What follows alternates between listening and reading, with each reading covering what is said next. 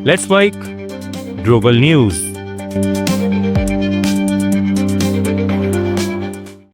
नमस्कार, let's mic global news में आपका स्वागत है। मैं हूं राखी जैन।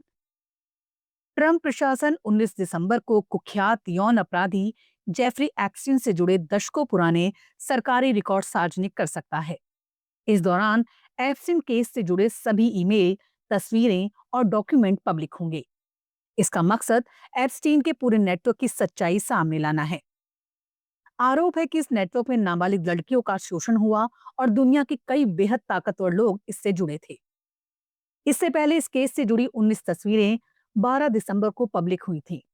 इनमें 3 तस्वीरें ट्रंप की हैं। इसके अलावा पूर्व राष्ट्रपति बिल क्लिंटन, अरबपति बिल गेट्स जैसे बड़ी हस्तियों की तस्वीरें भी सार्वजनिक हुई। अब एप्स्टीन से जुड़े सभी रिकॉर्ड पब्लिक होने में सिर्फ 2 दिन बाकी हैं। ऐसे में अमेरिका ही नहीं बल्कि पूरी दुनिया में राजनीतिक और कारोबारी हलकों में हलचल तेज हो गई है। अब तक किसी भारतीय नागरिक या भारतीय नेता उद्योगपति का नाम आधिकारिक तौर पर सामने नहीं आया है। भारत सरकार ने बांग्लादेश के हाई कमिश्नर रियाज हमदुल्लाह को सम्मन किया। ये कदम ढाका में स्थित भारतीय उच्चायोग को मिली एक हालिया धमकी के बाद उठाया गया।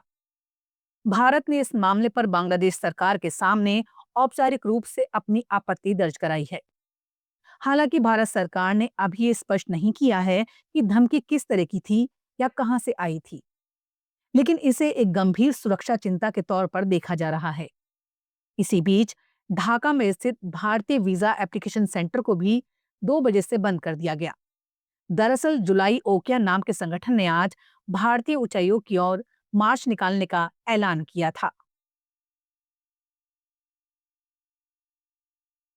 प्रधानमंत्री नरेंद्र मोदी ने बुधवार को इथियोपिया की संसद के संयुक्त सत्र को संबोधित किया। ये दुनिया की 18वीं संसद है जहां प्रधानमंत्री मोदी ने भाषण दिया। मोदी ने कहा, मुझे इथियोपिया आकर बहुत अच्छा लग रहा है। ये शेरों की धरती है। यहाँ मुझे अपने घर जैसा महसूस हो रहा है, क्योंकि मेरा गृह राज्य गुजरात भी शेरों की धरती है।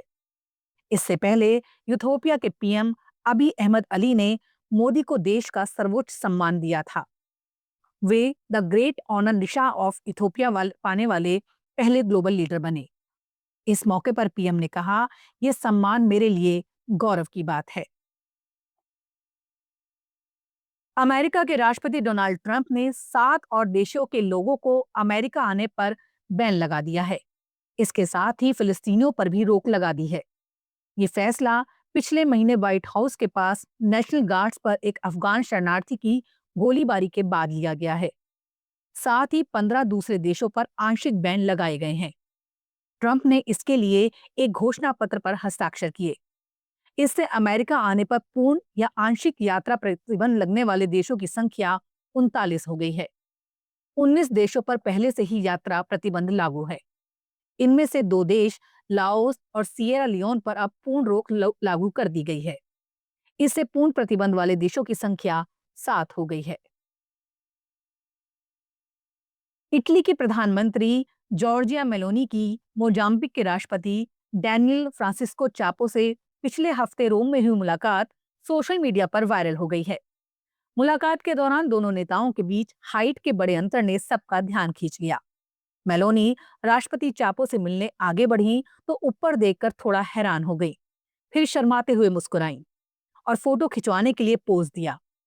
48 साल के राष्ट्रपति चापो की लंबाई करीब 6 फुट 8 इंच है, जबकि मेलोनी की लंबाई करीब 5 फुट 2 इंच है।